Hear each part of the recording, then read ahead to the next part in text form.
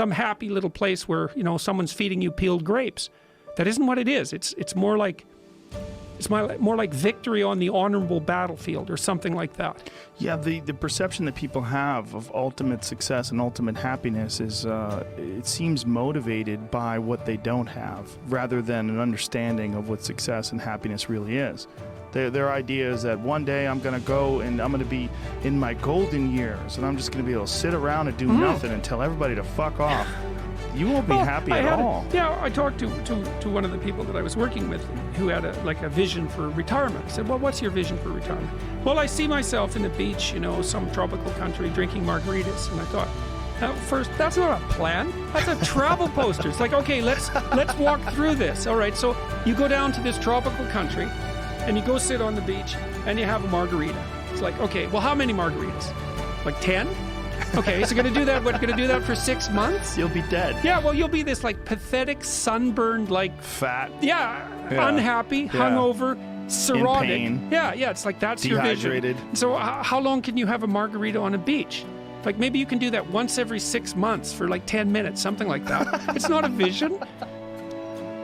It's true, but when you are working and slaving away, you think about that beach with your feet up, and the waiter comes over. Would you like another margarita, Mr. Peterson? Yeah. Yes, I would. Yeah, absolutely. And you're like, absolutely. all right, but baby. Right, exactly. But it's like this 16-year-old fantasy of paradise. It's like, well, and it just doesn't work out. So, and the thing is that the thing that sustains people through life really is the lifting of a worthwhile burden. It's something like that. Yeah. And it's partly because we're social animals, right? It's like we're evolved to be useful to the people around us because they're much more likely to let us live if we're like that. Yes. So, and it's been very fun especially talking to young men about this. It's like, well, and that's the other thing too, is I think the world is full of darkness, let's say.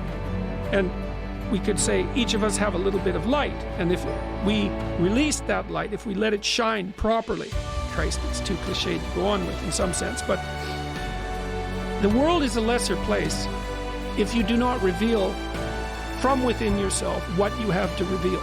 And the fact that the world is a lesser place actually turns out not to be trivial. Like if you aren't everything you could be, more people will die, more people will suffer, more evil will be unconstrained, more tyranny will reign, more chaos will remain chaotic and dangerous, all of that. Do you mean this in the sense of like the old proverb of the wings of a butterfly fluttering become a hurricane? It's something similar to that, but it can even be more local. It's like your family is more messed up than it could be if you were less messed up than you are. Right. So if you just got your act together, like 10% more, your family would be 1% better. Right. It's like, well, do it. And that would ripple off into the people that they interact with. Yes, and it ripples fast. Yes. That's the other thing that's so cool is that, like, people think, well, there's 7 billion of us, and each of us is just this separate dust mote, like floating in the cosmos, and what the hell difference does it make what you do anyways? It's like, that is not how we're connected. It's like, you're the center of a network, and you know way more people than this, but let's say typically, you're going to know 1,000 people in your life, well enough to have an impact on them. Okay, and each of those 1,000 people is going to know 1,000 people. So you're 1 step from 1 million, and 2 steps from 1 billion. And we are networked, technically. That's how human interactions work.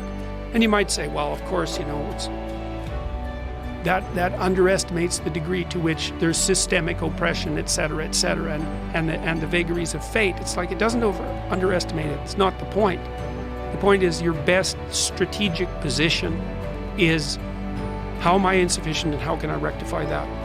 That's what you've got. And the thing is, you are insufficient and you could rectify it. Both of those are within your grasp if you aim low enough. One of the things that's another thing you keep saying, aim low enough, have a low enough bar. Why do you mean that? Well, let's say you've got a kid and you want the kid to improve. You don't set them a bar that's so high that it's impossible for them to attain it. You take a look at the kid and you think, okay, this kid's got this range of skill.